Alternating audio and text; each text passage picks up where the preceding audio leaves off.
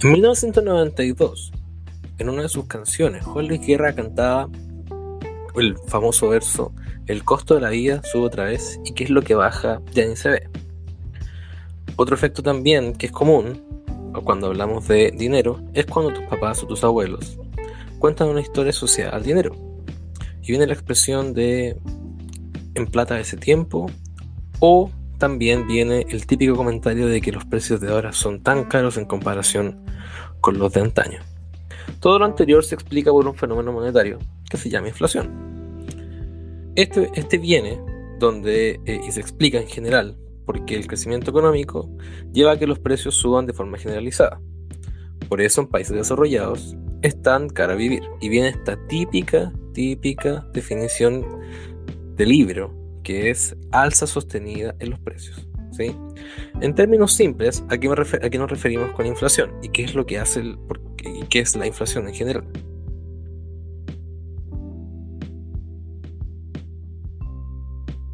Es que, primero, lo circulando en la economía es el más, entre comillas, común, haciendo que aumente la demanda por bienes. Es decir, yo recibo más dinero y tiendo a pensar, si tengo más plata, debería comprar más. Por lo tanto, uno tiende a aumentar sus necesidades y esto lleva a que la demanda por bienes aumente y por lo tanto los precios naturalmente suban, ¿sí? Para llevarlo a términos más prácticos, hay dos ejemplos en Chile que son muy interesantes de poder analizar.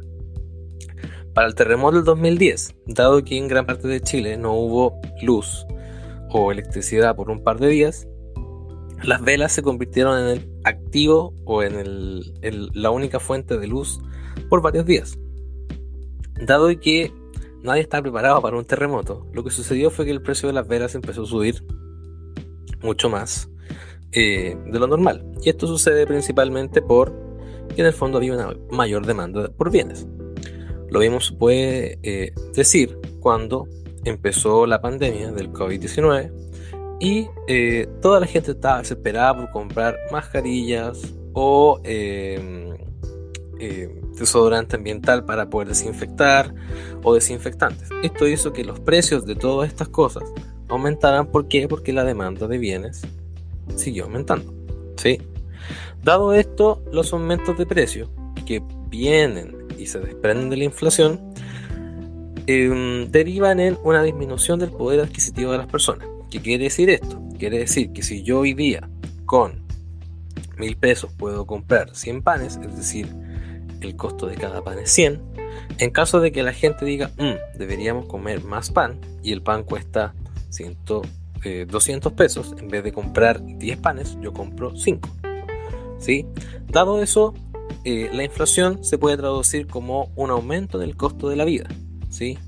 Y dado que en Chile existe tanta diferencia entre el estrato más bajo y el estrato más alto, los más pobres terminan siendo los más afectados. Por eso la inflación ha estado tanto en boga, especialmente por los expertos, diciendo que al final los retiros hicieron que en general se activara como esta fuente de inflación que no estaba contemplada dentro de ningún cálculo. O sea, y de ahí voy a volver a las posibles fuentes de inflación que existen. Respecto a las empresas, estas se ven afectadas principalmente en su financiamiento, es decir, cuando ellos tienen que pedir dinero, estos préstamos tienden a ser más caros. Y también, por ejemplo, los costos que tienen que ver, especialmente si nosotros lo pensamos, por ejemplo, en un café. Si yo tengo que comprar café y el café está subiendo de precio, la materia prima, esto va a hacer que en el fondo mis costos sean más altos, mis utilidades sean menores, y por lo tanto esto derive en que eventualmente las empresas se vean afectadas en el mediano y largo plazo, ¿sí? Que es por ejemplo lo que está pasando ahora con gran parte de las materias primas, especialmente los metales preciosos, el petróleo y por ejemplo el café, el mismo café que lo di en el ejemplo, y otros alimentos que ahora están bastante más escasos de lo que estaban hace un tiempo atrás. Otro efecto importante a tomar en consideración es la importancia de que en Chile exista la unidad de fomento, UF. La unidad de fomento es podría decirse que es como una moneda distinta al peso en Chile, que lo que hace es principalmente seguir los movimientos de la inflación. Esta moneda partió con Eduardo Frei Montalva Y durante todos los meses el dato de inflación, de cuánto ha aumentado el costo de la vida, sale mensual, con la diferencia mensual entre los días, dependiendo, pero generalmente debería ser el día 9 de cada mes, y si no, puede ser o el día, generalmente es el día antes, en caso de que el 9 caiga fin de semana.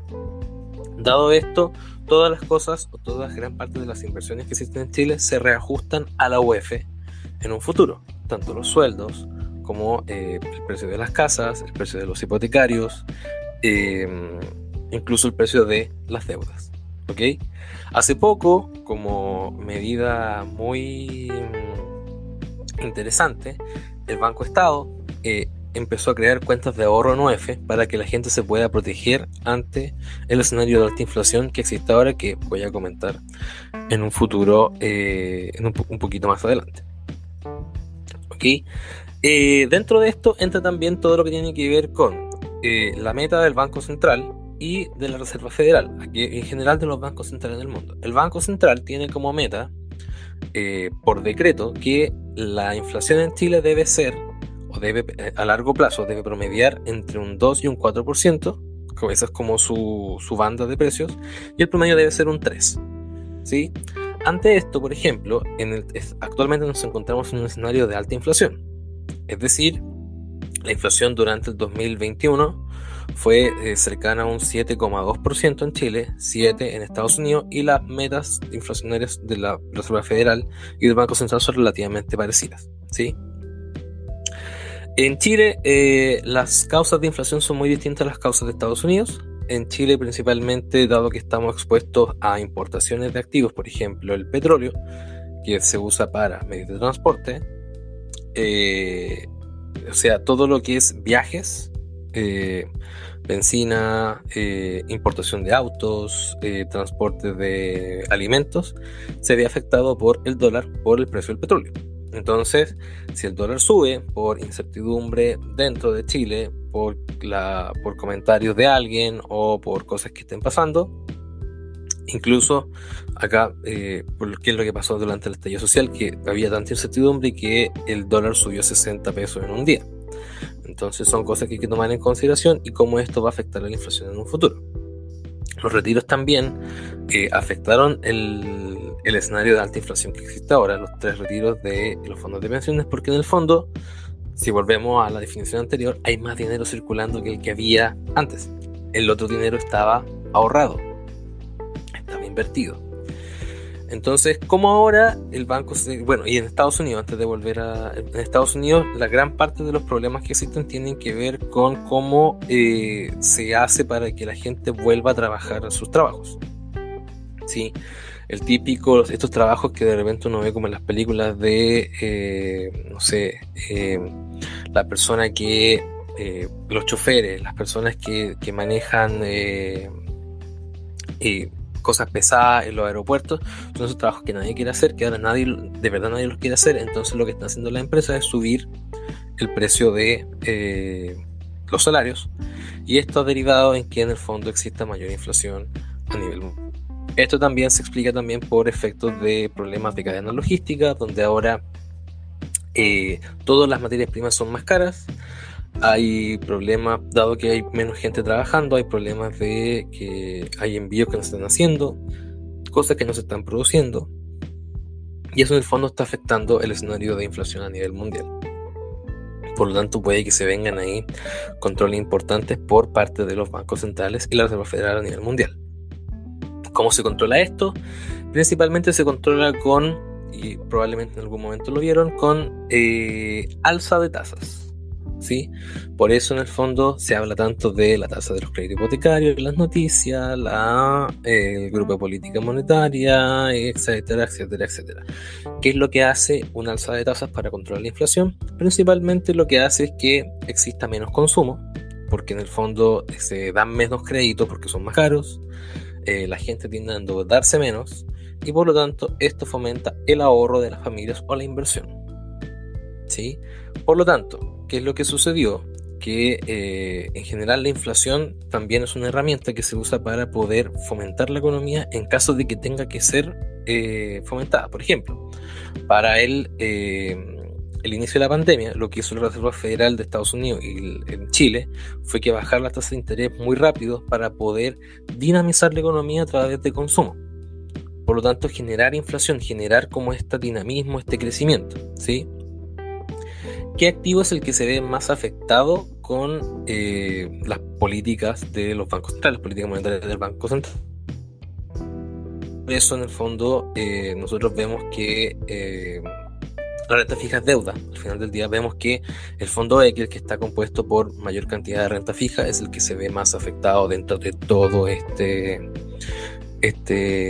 tema. Y en el fondo fondo E se ha visto afectado por la tormenta perfecta, o sea, el COVID-19 más la incertidumbre interna han llevado a que otros fondos que generalmente son más riesgosos funcionen como un poquito más de refugio que otros, pero esa es conversación de otro tema.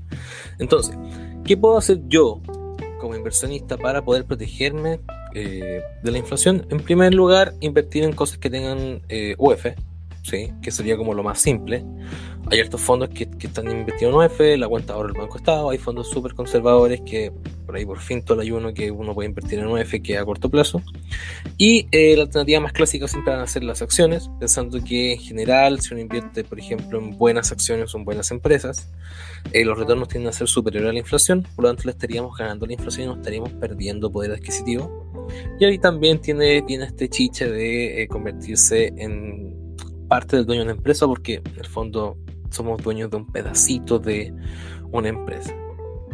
Sí, también existen otras alternativas. Las más comunes y la más común siempre va a ser el mercado inmobiliario, ahora un poco más complejo de hacer por el escenario que les expliqué anteriormente de tasas. Los autos usados también se están vendiendo en este escenario de inflación como pan caliente. Hay autos que están a unos precios mucho más grandes. En Estados Unidos los autos durante los últimos 12 meses aumentaron cerca de entre un 30 y un 40%. El arte también es muy común, los vinos más difíciles de conservar, y uno puede hablar después de cómics y etcétera. ¿Cuál es el problema con el arte y con los vinos, con los cómics, etcétera? Es principalmente que el mercado que tienen es para la venta es muy complejo de encontrar. O sea, son activos que en finanzas se llaman activos líquidos, es decir que no son fáciles de vender. Entonces en un momento de apuro, si bien son escasos, por ejemplo, si uno quiere comprar un Monet y lo quiere tener en su casa y existe solamente una versión de esa, claramente va a ser excesivamente caro, pero va a ser excesivamente raro y bien mantenido, va a ir aumentando su nivel, aumentando su precio, perdón. Lo mismo va a pasar con los vinos de mayor tiempo necesitan tener una mayor conservación, los cómics también. Uno puede hablar también hace poco tiempo de las cartas Pokémon, que también en su momento subieron, pero todas estas, a diferencia de, por ejemplo, otro tipo de inversión, están afectos a lo que podría ser una eventual depreciación. Por ejemplo, deterioros, en caso de terremotos, los autos y casas son los que se ven más afectados. Y quiero dejar espacio al final para los dos como alternativas que ahora se están dando para poder ganar la inflación.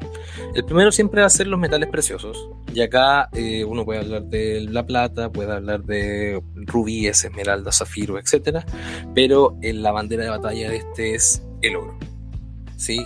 El oro siempre ha sido uno de los clásicos fuentes de reserva de valor o el refugio contra la inflación, y principalmente el atributo que tiene el oro es que primero es un recurso escaso, porque en el fondo cuesta extraerlo, tiene un valor que es relativamente estable en el tiempo, o sea, cada vez se va a hacer más, uno piensa que va a seguir subiendo, y tiene un valor que en el fondo es equivalente a otro valor de oro. Entonces en el fondo pues de ahí vienen todas las casas de empeño, etcétera.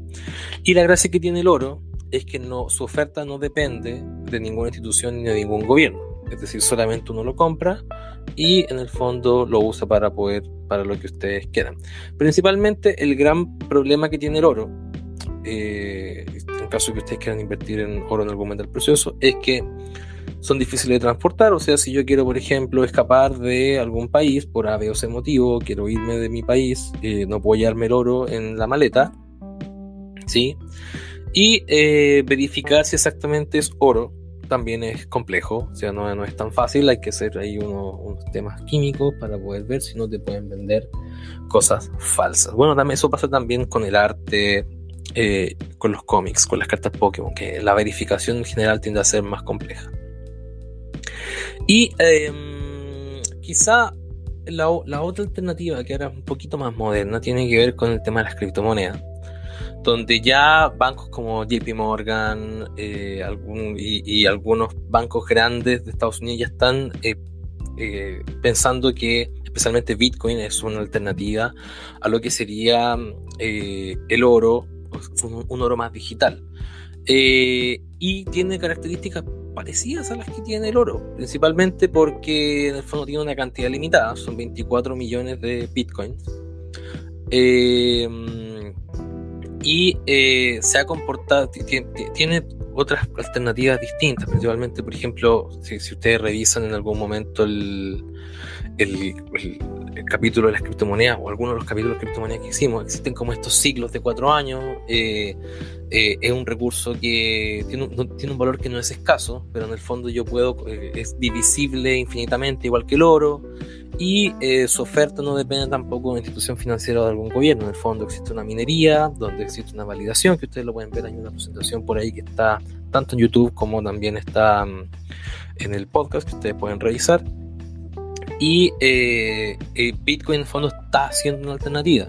Lo mismo pasa con las monedas alternativas o las altcoins, donde la bandera de batalla la lleva Ethereum, donde más que invertir como en una